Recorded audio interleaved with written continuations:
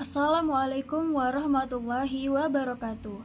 Saya Lola Volinda dengan NIM 2204040006 dari kelompok 3. Sebelumnya, saya mengucapkan terima kasih kepada Bapak Muhammad Arif Fadilah SPD MPD selaku dosen pengampu mata kuliah Evaluasi Pembelajaran Bahasa Indonesia. Nah, pada kesempatan ini saya dan teman saya akan menjelaskan tentang tes menjodohkan.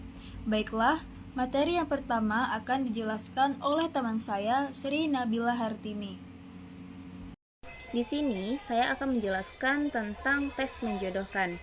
Tes menjodohkan adalah tes objektif yang berbentuk matching, yang dimana sering kita kenal dengan tes mencocokkan atau tes menyesuaikan. Matching test terdiri dari satu seri pertanyaan dan satu seri jawaban. Adapun kekurangan dan kelebihannya. Kelebihannya, pembuatannya mudah bagi penyusun soal untuk membuat tes menjodohkan untuk satu pokok bahasan. Yang kedua, menghemat waktu dan tenaga. Tes menjodohkan umumnya lebih singkat dan mudah dijelaskan dibandingkan jenis tes lainnya. Yang ketiga, penilaiannya mudah dan objektif. Pemeriksaan jawaban dapat dilakukan dengan mudah dan cepat karena ada satu jawaban yang benar untuk setiap soal.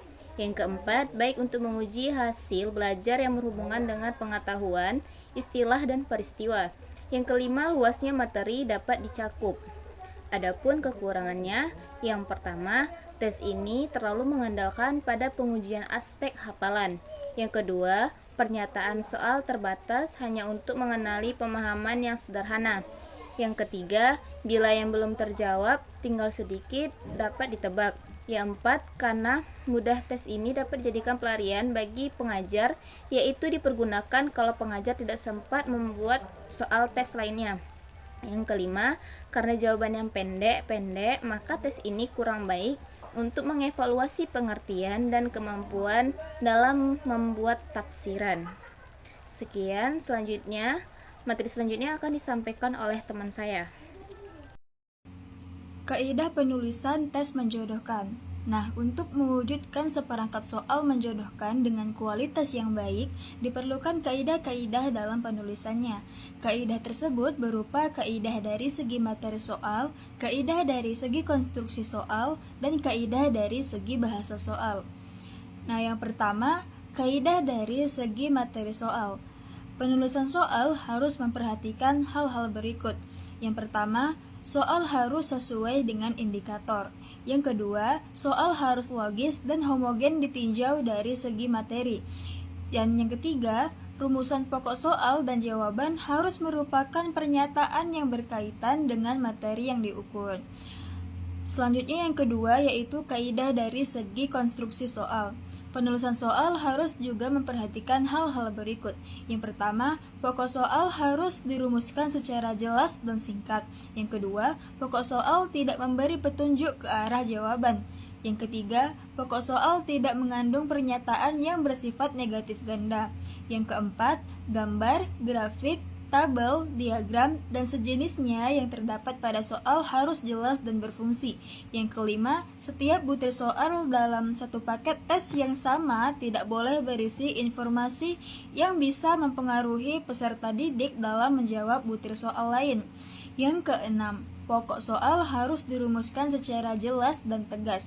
Yang ketujuh, jumlah jawaban lebih banyak dari pokok soal. Yang kedelapan, pokok soal dan jawaban disusun secara sistematis dan kronologis. Yang kesembilan, pokok soal dan jawaban disusun secara homogen dan paralel. Yang kesepuluh, soal merupakan pernyataan yang berkaitan dengan materi yang diukur. Selanjutnya yang ke-11, soal tidak memberikan petunjuk ke arah jawaban yang benar maupun yang salah. Yang ke-12, kalimat pada pokok soal relatif lebih panjang daripada jawaban. Dan yang terakhir, pokok soal menggunakan angka, sedangkan jawaban menggunakan huruf. Selanjutnya yang ketiga yaitu kaidah dari segi bahasa soal. Penulisan soal menjodohkan harus memperhatikan hal-hal berikut. Yang pertama, setiap soal harus menggunakan bahasa yang sesuai dengan kaidah bahasa Indonesia. Yang kedua, setiap soal harus menggunakan bahasa yang komunikatif. Yang ketiga, tidak menggunakan bahasa yang berlaku setempat, terutama jika soal akan digunakan untuk daerah lain atau nasional. Adapun contoh tes menjodohkan. Peserta didik diminta untuk menjodohkan jenis tumbuhan. Yang pertama ada pohon jati, yang kedua kaktus, yang ketiga teratai, yang keempat bakau, dan yang kelima mawar. Dijodohkan dengan cara adaptasi tumbuhannya yaitu A. Memiliki duri pada batangnya, B. Memiliki daun berbentuk duri, C. Memiliki akar napas, dan D. Menggugurkan daunnya pada musim kemarau, dan E. Memiliki batang berongga. Nah, jawabannya pohon jati dijodohkan dengan menggugurkan daunnya pada musim kemarau. Kaktus dijodohkan dengan memiliki daun berbentuk duri, teratai dijodohkan dengan memiliki batang berongga, bakau dijodohkan dengan memiliki akar napas, dan mawar dijodohkan dengan memiliki duri pada batangnya. Cara penilaian tes menjodohkan.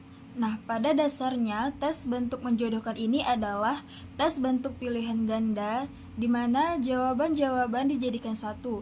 Demikian pula pertanyaan-pertanyaannya. Nah, karena tes bentuk menjodohkan ini adalah tes bentuk pilihan ganda yang lebih kompleks, maka angka yang diberikan sebagai imbalan juga harus lebih banyak. Sebagai ancar-ancar dapat ditentukan bahwa angka untuk tiap nomor adalah 2.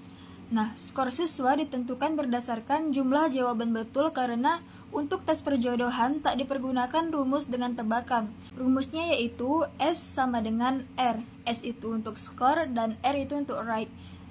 Dibagi dengan jumlah jawaban betul.